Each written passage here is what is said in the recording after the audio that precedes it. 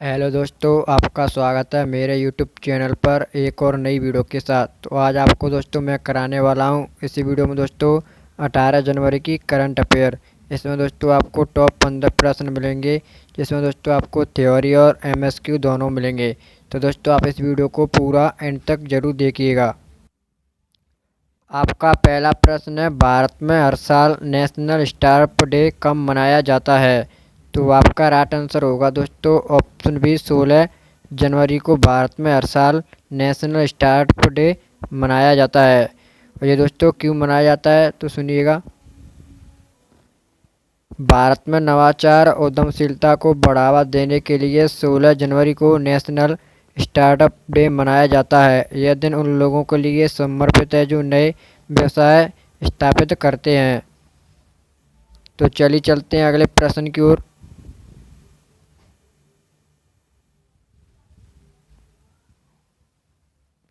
आपका अगला प्रश्न है, प्रधानमंत्री नरेंद्र मोदी ने दिल्ली में किस देश के राष्ट्रपति से मुलाकात की? तो आपका इसका राइट आंसर होगा ऑप्शन ए, सिंगापुर के जो दोस्तों राष्ट्रपति हैं उनका नाम है दोस्तों थरमन संपुरनतम, जो भारत के साथ द्विपक्षीय संबंधों को मजबूत करने के लिए भारत आए थे।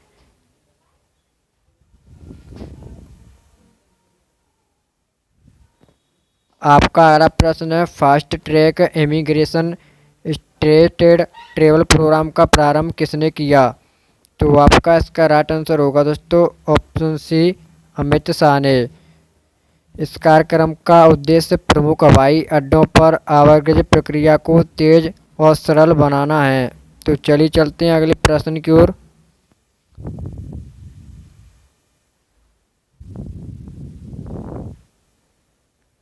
आपका अगला प्रश्न है, कोच्चि संवाद 2025 के पहले चरण का शुभारंभ किसने किया? यानी दोस्तों आपको बताना है कि कोच्चि संवाद 2025 के पहले चरण का शुभारंभ किसने किया है? तो आपका राइट आंसर होगा दोस्तों ऑप्शन बी, कीर्तिवर्धन सिंह ने। कोच्चि संवाद का उद्देश्य भारत के वैश्विक सहयोग और कूटनीति संबंधों को बढ़ावा देना है।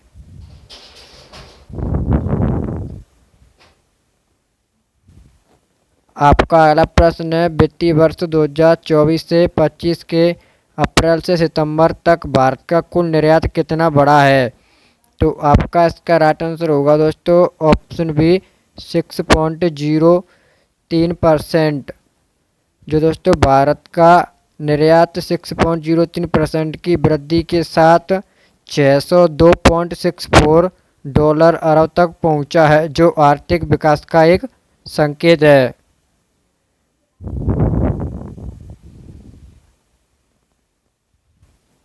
आपका अगला प्रश्न है, केंद्र सरकार ने किस बल के लिए 2 नई रिजर्व बटालियन बनाने की मंजूरी दी है? तो आपका राइट आंसर होगा दोस्तों ऑप्शन सी, CISF। ये बटालियन औद्योगिक सुरक्षा और आपातकालीन स्थिति में त्वरित प्रक्रिया के लिए बनाई गई हैं।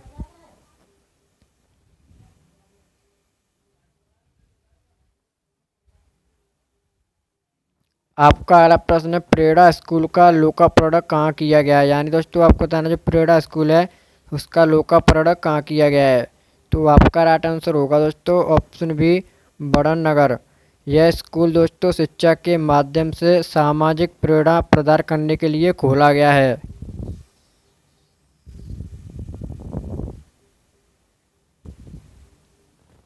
दिसंबर 2024 तक भारत की कुल नवीकरणीय ऊर्जा स्थापित क्षमता कितनी हो गई है?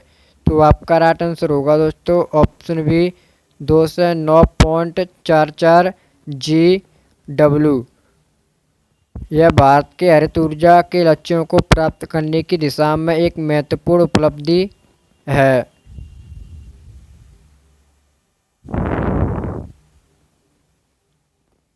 आपका अगला प्रश्न है, काशी तमिल संगम 2025 का आयोजन कब होगा?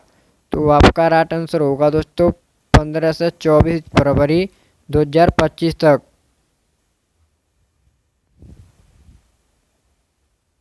यह कार्यक्रम काशी और तमिलनाडु की सांस्कृतिक विरासत को जोड़ने के लिए आयोजित किया जाता है।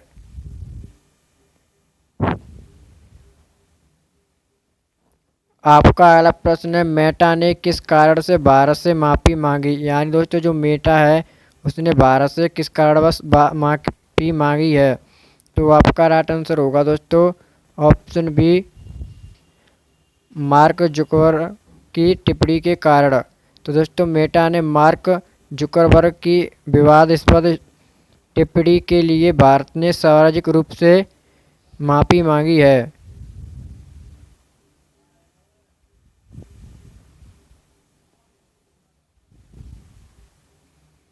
आपका अगला प्रश्न है, भारत का प्रथम कार्बन न्यूट्रल फार्म निम्नलिखित में से किन राज्यों में स्थित है।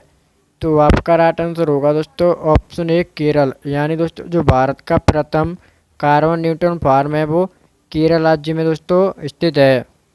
और यह भारत का पहला कार्बन न्यूट्रल फार्म केरल राज्य में स्थित है। यह फार्म पर्यावरणीय स्थिरता और कार्बन उत्सर्जन को संतुलित करने के लिए एक उदाहरण प्रस्तुत करता है। तो चलिए चलते हैं दोस्तों अगले प्रश्न की ओर। आपका अगला प्रश्न है, केवल्य शब्द किस धर्म से संबंधित है। तो आपका राइट आंसर होगा दोस्तों ऑप्शन बी, जैन धर्म से केवल्य शब्द संबंधित है। केवल्य शब्द जैन धर्म से संबंधित है। इसका अर्थ है आत्मा का मोक्ष या पूर्ण स्वतंत्रता।